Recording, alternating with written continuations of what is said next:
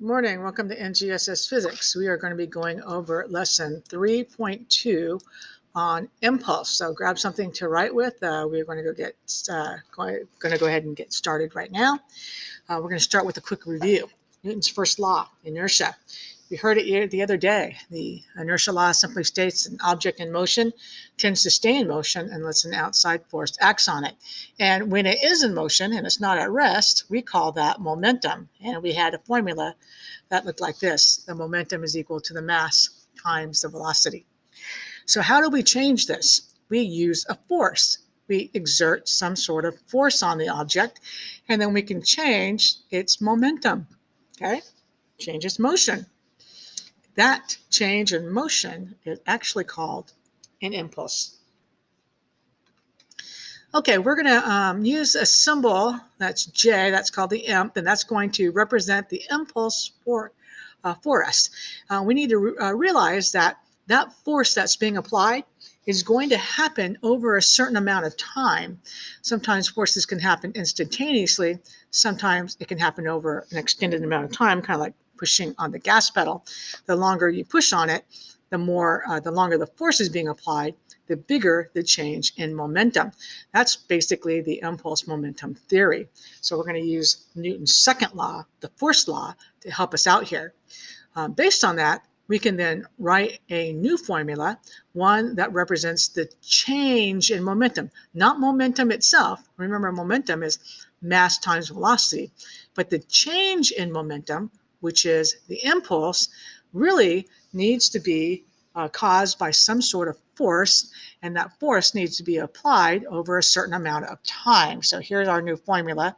It's the impulse formula. J is equal to the force applied over a certain amount of time. The units for that you can see down here. Force, remember, in newtons, and time is in seconds. Well, if we remember what our impulse formula is, our momentum formula, it's mass times velocity. If we change one of these to make an impulse, what are we going to change? Well, usually the mass of an object doesn't change. It's going to be the velocity, the motion of the object. And so we could rewrite the impulse formula and say that really it's the mass times the change in velocity. That triangle just means a change in something. Okay, so there's actually two formulas for impulse. One that has force times time, and the other is mass times the change in velocity. And so the units for the second formula would be kilograms for the mass and meters over seconds for the velocity. In reality, these units are exactly the same thing. If you recall way back when we had the force formula, force was equal to mass times acceleration, and they called those units a Newton. The mass part of that Newton times the acceleration, which is meters per second squared, would look like this. Times it by time, and it would look like that. And you can see that time cancels out, and you get kilograms meters per second. So both of those formulas work to calculate the change in momentum, which is also called the impulse. So I can say all of these represent the impulse. And then I can use this whole sentence with either of those two, either J is equal to M delta V or J is equal to F delta T, or I can write it as F delta T is equal to M delta V. So all of those variations will work for me. As long as I use the correct units for all of my variables, I should get the correct units coming out of my equation as well. Let's take a look at the impulse theorem in graphic form. Okay, here I've got the time plotted against the bottom, and I've got force plotted against the side. Because my formula for impulse is force times time, you could see that as one increases, the other must decrease if I'm going to keep the same impulse, and that is exactly true. The red graph there represents a very small amount of time, but a large force. The area under the graph represents the impulse. I can get the same area by increasing the amount of time and lowering the force. That would be this green graph right over here. And I get the same exact impulse, or the same exact area under the graph. So you can get the same impulse for a change in momentum by either applying a large force over a short amount of time or applying a small force over a larger amount of time. This is uh, the type of physics that involves with things like airbags are slowing down something like a plane on a runway to make that crash go a little bit slower. Other places that we might see this, if you are into sports, you probably know that they always say follow through with your spring, when you swing your golf club. Why do you follow through? You want to keep contact with that golf ball as long as possible, increasing the time that the force is being applied. Because as the time is increased, okay, you're going to end up getting a bigger velocity with the same amount of force. You don't have to use as much force as long as the time of impact lasts a long time. Same thing with the tennis racket. Okay, you don't have to apply as big a force, okay, as long as you keep in contact with that ball for a greater amount of time to get the kind of velocity that you want out of your tennis ball. Let's take a look at another sample problem that might be a little bit easier to understand. Imagine a 75 kilogram PE student running at 8 meters per second. Okay? If you were to calculate the momentum of that PE student, remember momentum is mass times velocity, okay? You would get, a certain number. And then when that PE student collides with the wall and stops, you would get a momentum of 0. So in both of these cases, you would calculate a change in momentum that was exactly the same, whatever it started at versus where they stopped. The question is, okay, which one's going to hit with the greatest amount of force? So let's break this down into pieces. First off, which variable is different in these two cases? Well, the velocity change is the same. The mass is the same. The change or the difference is going to be the amount of time that the collision occurs. So we look at our formula, force over time. That is our impulse. And we ask ourselves, A, which one has the greatest momentum change? Well, again, if the starting velocity and the ending velocity for both of these cases are exactly the same, then the change in momentum was exactly the same for both of them. B, which had the greater impulse, well, impulse is defined as the change in momentum. So if the change in momentum is the same, then the impulse is the same. Here's where it's different, the amount of force. Because if they both had the same change in momentum, the same J, but one of them took more time to collide because there was a padding on the wall, then that one must have had a smaller force. So the case that had the greater force would be case A. Okay, more about impulse. Impulse is a vector because it is based on the force, and force is a vector. Anything that's calculated or determined from a vector is a vector itself. And that vector direction is directly parallel to the total force applied to the object. Okay, too bad that's more instantaneous. Keep your face in contact longer, it won't hurt as much. Okay, follow through. Big force over a small amount of time has the same exact change in momentum or impulse as a small force over a long amount of time. So let's talk about airbags maybe, or a car crash. Calculate the impulse of a car crash that exerts a force of 250 newtons over a time of 8 seconds. All right, that's fine. I'm going to use my formula, force over times time. Looks like that. The force is 250 newtons, so I'm going to put that in there. 250 newtons times 0.8 seconds. And what do I get? I get 200 Newton seconds. 200 Newton seconds. That is the impulse. Okay? This is where the airbag comes in. So instead of taking 0.8 seconds for this crash to occur, the car's crash, that's how long it takes, but your airbag deploys and it extends the time of crash for you from 0.8 seconds to 2 seconds.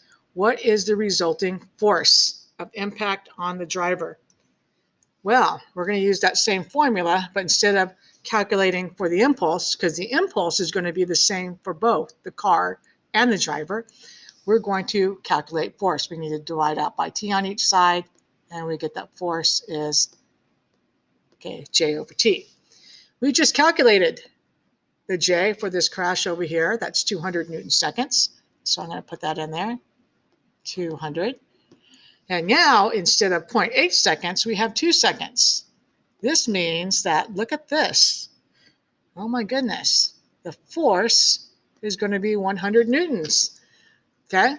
The difference in force is less than half when you extend the time of the crash. And that's the idea behind airbags. Another sample problem. A 0.1 kilogram model rocket is designed to deliver an impulse of 6 Newton seconds.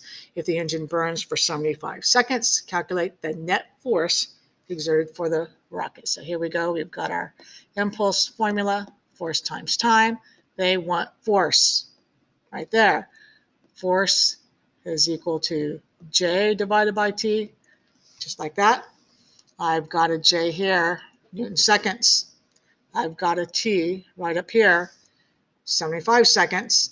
And this is going to give me a force in newtons. If I plug those numbers in, I've got 6 Newton seconds.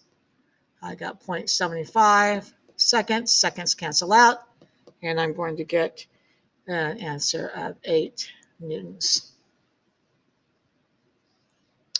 All right, there it goes. See you later.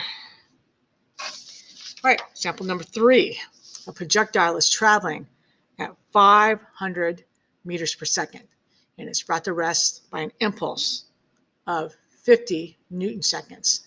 What is the mass of the projectile? All right, so this is where we're going to use our extended formula. Remember, this is force times. We also said that it's also mass times the change in velocity, okay? And in this case, they're giving me a velocity, so I'm going to want to use this part of the equation. They're also giving me an impulse, so I want to use this part of the equation. So I'm going to leave the force times time out of it and just say that my impulse is the mass times the change in velocity. And in this case, they want me to figure out mass. So mass is equal to the impulse divided by the change in velocity. A lot of lines going on. I don't know how to stop that. That always happens to me. So I got 50 Newton seconds divided by 500 meters per second. And when I get 50 Newton seconds divided by 500 meters per second, now what do I get? Let me get my calculator out real quick. And I get 0.1, okay? 0.1, and this is mass, so it's going to be in kilograms. As long as I use the correct units, I know that I'm going to get the correct units out. But if you wanted to write out the units, remember the Newton is kilograms meters per second squared. And so you can see that the meters per seconds on the bottom is going to cancel out with the meters per second squared on the top. Okay, number 4. If all 3 starts at rest and the surface is frictionless, which has the greatest speed after, 10 seconds? Well, here we want to use our formula again. I got my impulse. Impulse is equal to force times time, which is also equal to the mass times the change in velocity. And they're really asking for this part right here. And they don't give me the impulse anywhere, but they do give me the mass, and they give me the Newton force that's being applied. And in the question, they give me the time. So I'm going to use these 2 parts of the equation for this. And I'm going to solve for velocity. So I know it's force times time over the change in mass. Mass down there. So the force of each of these are different, and the mass of each of these are also different. And I would just basically need to, I don't really need the time in there because it's going to be multiplied by the same time factor. But I could use, that same time factor. I'm just going to plug some numbers in. So the first one, I'm going to be plugging in my force of 100 newtons over a time of 10 divided by the mass of 30 kilograms, and I'm going to get an answer. And I'm going to do that for every single one of them. For A, my answer is going to be 33.3. For B, my answer is going to be 37.5. And for C, it looks like I'm going to have an answer of 50, which means that C is going to have the greatest speed, okay, after I plug those numbers in. Question number 5. All three starts at rest and the surface is frictionless. Which has the greatest change in momentum after 10 seconds? Well, momentum is defined as the force times time. And it looks like they're all going to have the same amount of time. So really, I just need to be looking at the question and saying which one has the greatest force. It's very easy to see that A has the greatest force being applied. So therefore, A is going to have the greatest impulse or the greatest momentum change, because that's what the impulse is. It's the momentum change. So I just basically, this one's a lot easier because I only really need to look at these numbers up here to figure out which is going to be greater. Okay, now here's that graph again with time versus force. Which example shows the greatest impulse? Well, remember, we're looking at the area under the curve. So in this case, the biggest area under the curve is under A. Which one shows the smallest impulse? Well, the smallest area under the curve looks like C. All right, summary. Impulse is the change in momentum, and it can be used using a couple of formulas. Impulse is a vector, and the direction is the net force. Thanks for listening. I will see you back in the main classroom.